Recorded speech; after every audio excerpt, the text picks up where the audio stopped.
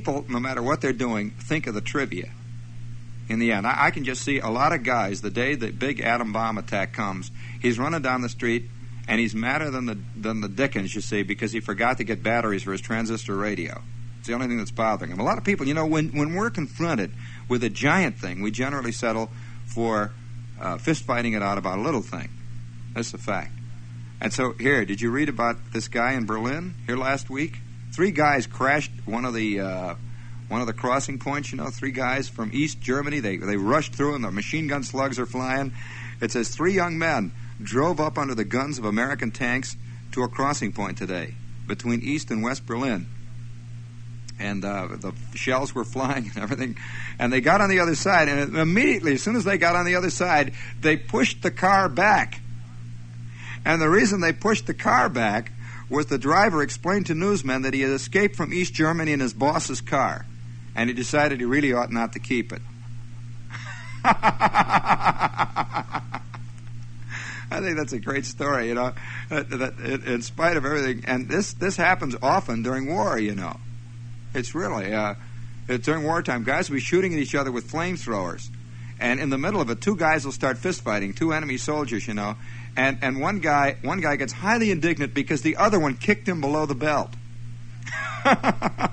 This is a fact. What a rotten thing to do. And it's a strange code of morality that runs through a gigantic sea of immorality. We are always confronted with this thing. It's the truth. Did you read about these guys that were getting squirted with the hoses? And so it was funny. I mean, it's an unfunny, funny situation. They came up to their command post, and the next thing they knew were 4 guys from the other side were squirting them with a fire hose. And these were the communists. They're squirting them with fire hose. Well, you know what a fire hose is. I mean, it does a lot of stuff. It pushes you around, among other things.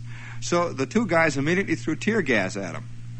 Well, then the guys with the fire hose retreated. Did you hear about it? They retreated. They hid. And then 2 more guys showed up to take their place, and the same thing happened. They threw tear gas. It's funny, and you're trying to tell me that guys secretly don't want war. Obviously, this was being ad-libbed. And for no other reason than that, it was there, that's all. That often a war is started merely because peace is there. Just like people will climb Mount Everest because it's there. Peace is no good unless you have a war. You understand what I mean by that? That health is no good unless you've been sick once. And you say, well, I was sick once, so I'm happy to be healthy all my life. No, you forget about being sick. You see, you got to be sick periodically. Very, very, very peculiar thing. Speaking of being sick, I'm going to read something to you that we read once before on the show, several times, as a matter of fact. And this is a recurrent theme today I'd say in not so much American life, but probably more American life today than any other single country, merely because we have better communications. We hear about more things. You'd be surprised that large sections of the world don't even know that the world is in any kind of a bad condition. Are you aware of that? Just because communications aren't good. And in many sections of the world, they are totally unaware that the world is in danger. Again, because there is little communication. And so naturally, they feel differently about the world than you do. Their attitude is much different. On the other hand, there are large numbers of people who, because of imperfect communication, have a distorted idea of how bad the world is. Communications are always imperfect. And they're imperfect on both sides. You can feel, 1, that the world is not in a very bad condition when it is. And 2, you can feel that the world is in a terrible condition when it isn't in as bad a condition as you think it is. Distortion again. See, distortion works both ways. Now, what happens when people are confronted, you see, with the insoluble? Very interesting problem. Are you aware of some of the Pavlovian experiments with mice and rats and dogs? Not only Pavlovian, but almost all psychologists have done various experiments that present the insoluble problem. the problem that seems to have a solution, but in actuality is not solvable. In the end, interestingly enough, I've seen a couple of these experiments, for example, with rats. Here's one. Typical example is this, that you ring a buzzer, and as soon as you do, you have a door at the end of the box, and the door is yellow. You ring a buzzer, the yellow door opens, the cheese is inside of the door. The rat goes and gets the cheese and is happy. You ring a buzzer again, 2 days later when he's hungry. The yellow door opens, he goes and gets the cheese.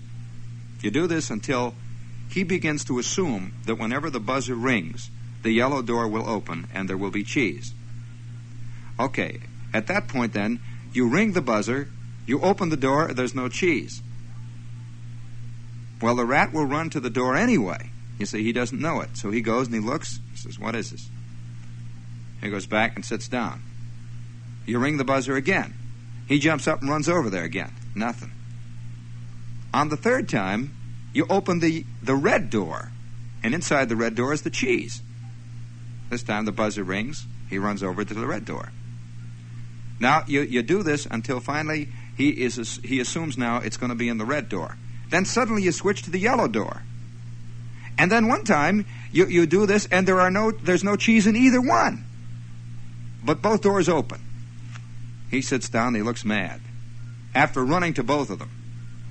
Then, finally, you do the ultimate thing, which is the most interesting of all.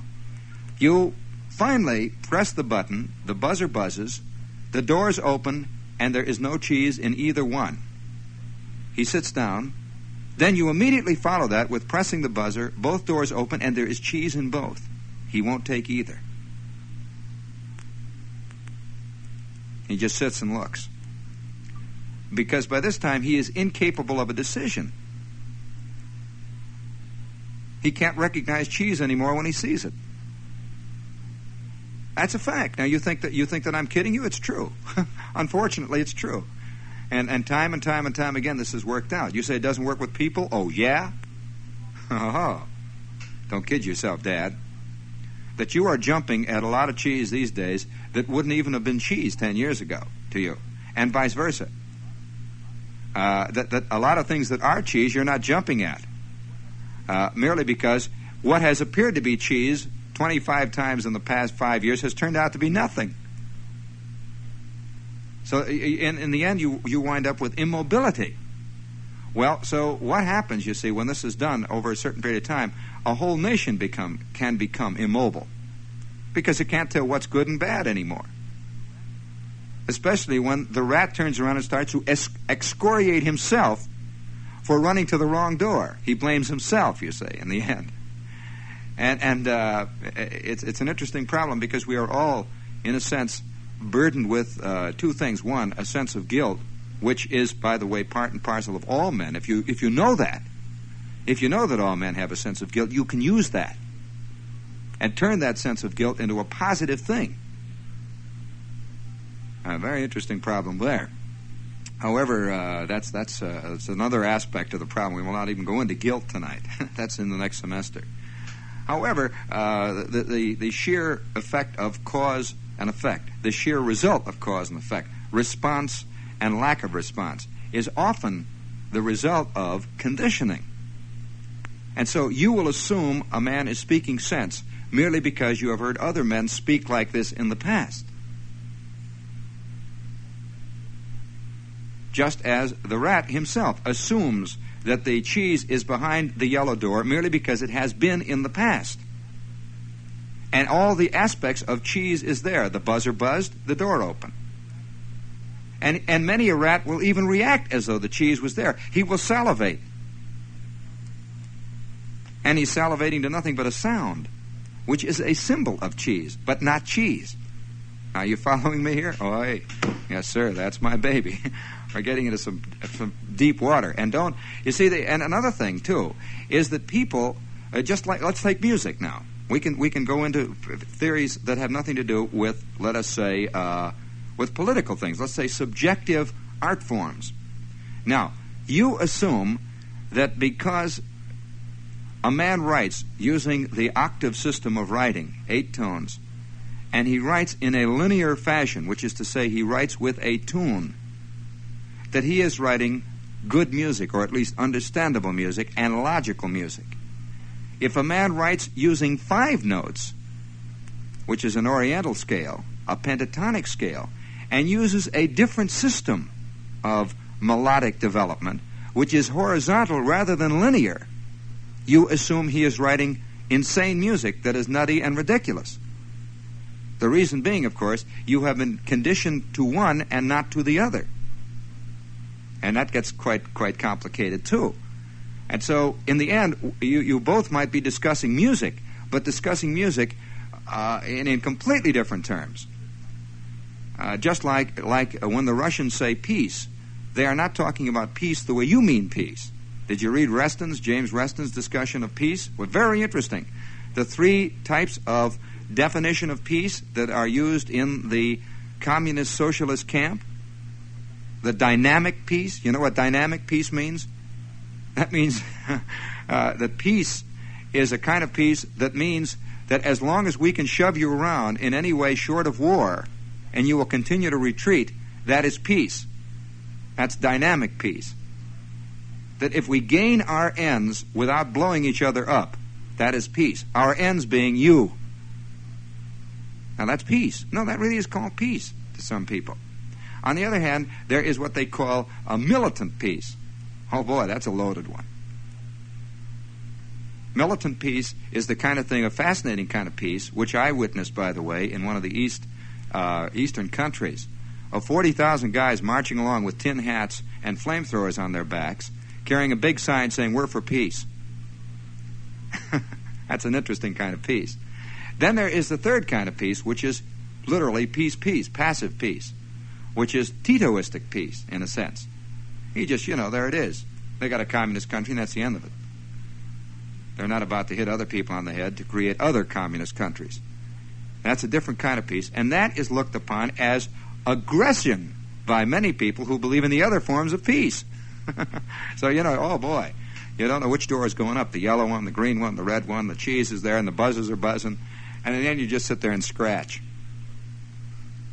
You do, literally.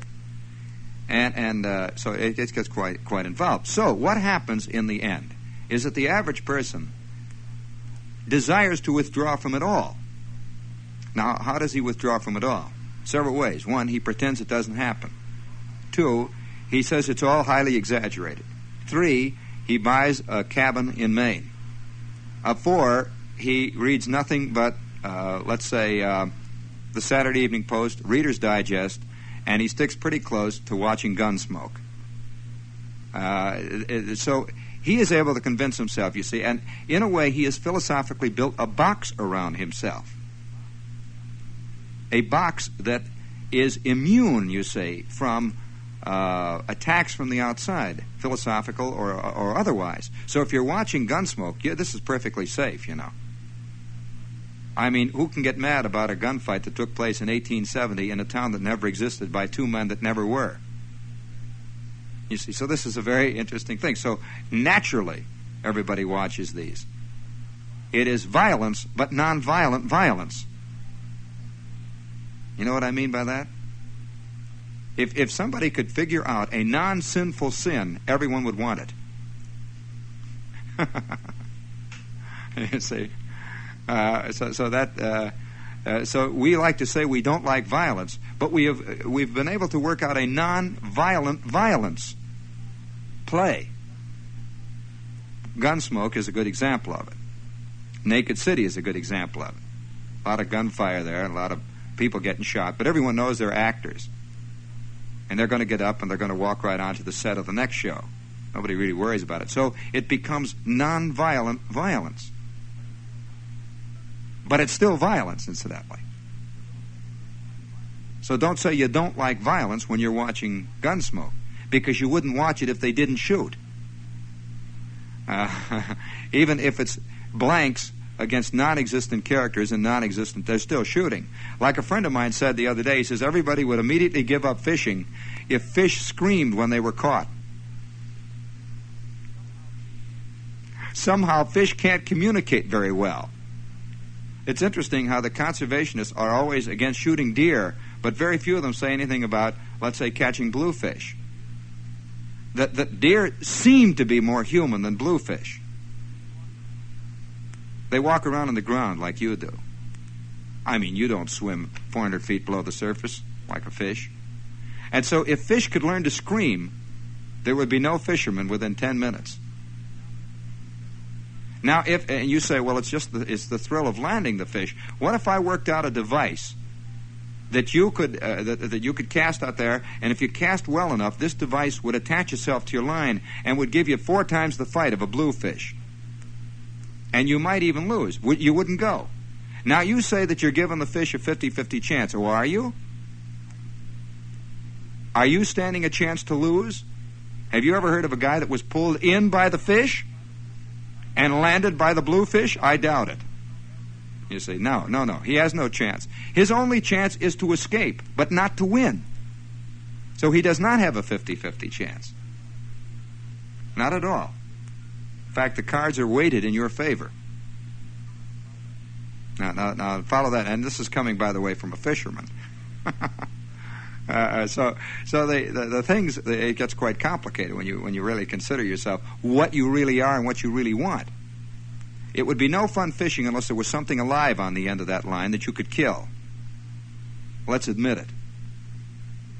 It's the truth. Okay, fishermen? Or are you going to tell me you let them all go? You are, huh? What kind of a traumatic experience do you think it is to a bluefish to get dragged out of the water by a hook? And you think you're doing him a favor by letting him go? What are you talking about? I'd say a good 75% of the fish that are let go eventually die as the result of the shock of being caught. This is a problem, too. And I'm not against fishing. I'm merely saying, what are we? See, we started out tonight, said, did you find out who you are? Well, did you? So in the end, now this is the thing. Don't go away. What a guy does, you see, is desire, when things get too involved, to literally build a box around him. Why do you think that more guys today are building homes in the suburbs than ever before? Things are getting too tough. And more guys are retreating to those boxes. There is a sense of safety as long as the lawn is out there and the shutters are around you. It may be false, but there is a sense of this. As a matter of fact, most bomb shelters are only that. They're like placebos, you see. You know what is it, a placebo? Well, here's a very significant little thing. Of our time, one day, do you know anything about the laws of probability of suicide? All right, I'll tell you something about that. Why do I know about this trivia? I don't know. I guess because I'm interested in life. And if you're interested in life, by the way, you become interested in death, which is another facet of life. Don't think it isn't. So you're fascinated by all these various things. Now, on the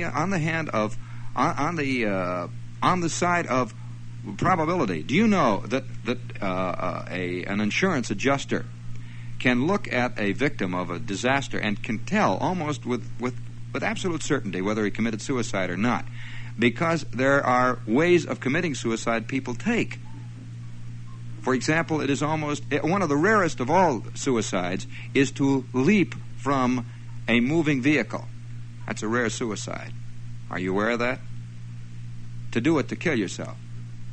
However, to leap from a window is another thing. That's one of the commonest. To leap from a stationary object. Interesting.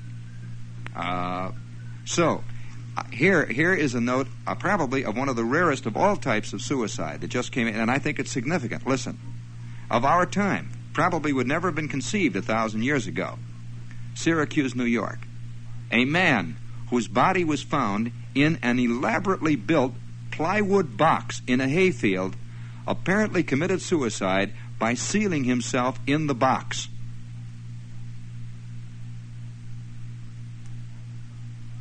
All they found in the box was a flashlight. Somehow, within the box, yet he had to have light. That's an intriguing story. He committed suicide by sealing himself in a box. Yes. I waited till the large woman with the awful hat took up her sack of groceries and went out, peering at the tomatoes and lettuce on her way. The clerk asked me what mine was. Have you got a box? I asked. A large box. I want a box to hide in. You want a box? He asked. I want a box to hide in, I said. What do you mean? He said. You mean a big box? I said I meant a big box, big enough to hold me. I haven't got any boxes, he said. Only cartons that cans come in. I tried several other groceries, and none of them had a box big enough for me to hide in. There was nothing for it but to face life out. I didn't feel strong, and I'd had this overpowering desire to hide in a box for a long time. What do you mean you want to hide in this box? One grocer asked me. It's a form of escape, I told him. Hiding in a box, it circumscribes your worries and the range of your anguish. You don't see people either. How the hell do you eat when you're in the box? Asked the grocer. How in the hell do you get anything to eat? I said that I had never been in a box and I didn't know, but that would take care of itself. Well, he said finally, I haven't got any boxes, only some pasteboard cartons that cans come in. Sorry, buddy. It was the same every place. I gave up when it got dark and the groceries closed and hid in my room again. I turned out the light and lay on the bed. You feel better when it gets dark. I could have hid in the closet, I suppose, but people are always opening doors. Somebody would find you in a closet. They would be startled, and you'd have to tell them why you were in the closet. Nobody pays any attention to a big box lying on the floor. You could stay in it for days, and nobody'd think to look in it, not even the cleaning woman. My cleaning woman came the next morning and woke me up. I was still feeling bad. I asked her if she knew where I could get a large box. How big a box you want? She said. I want a box big enough for me to get inside of, I said. She looked at me with big, dim eyes. There's something wrong with her glands. She's awful, but she has a big heart, which makes it worse. She's unbearable. Her husband is sick, and her children are sick, and she is sick, too. I got to thinking how pleasant it would be if I were in a box now and didn't have to see her. I would be in a box right there in the room, and she wouldn't know. I wondered if you have a desire to bark or laugh when someone who doesn't know walks by the box you're in. Maybe she would have a spell with her heart if I did that, and would die right there. The officers and the elevator man and Mr. Grammage would find us. Funny doggone thing happened at the building last night, the doorman would say to his wife. I let this woman up to clean 10F, and she never come out, see? She's never been in there more than an hour, but she never come out, see? So when it got time for me to go off duty, why, I says to Krennick, who was on the elevator, I said, what the hell you suppose happened to the woman cleans 10F? He says he didn't know. He says he never seen her after he took her up. So I spoke to Mr. Grammage about it. I'm sorry to bother you, Mr. Grammage, I says. There's something funny about that woman cleans 10F. So I told him. So he said we better have a look. And we all three goes up and knocks on the door and rings the bell, see, and nobody answers. So he said we'd have to walk in. So Krennick opened the door, and we walked in, and here was this woman, cleans the apartment, dead as a herring on the floor. And the gentleman that lives there was in a box. The cleaning woman kept looking at me. It was hard to realize she wasn't dead. It's a form of escape, I murmured. What'd you say? She asked dully.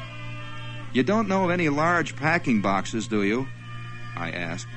No, I don't, she said.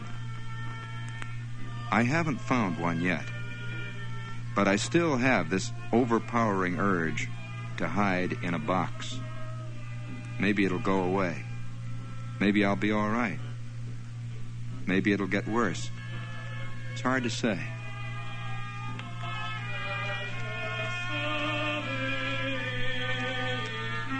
That was one of America's outstanding humorists, James Thurber. A real boff.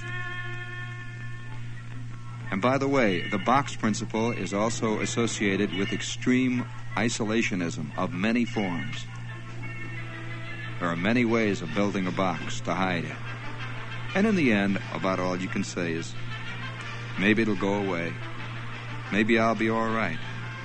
Maybe it'll get worse. It really is hard to say.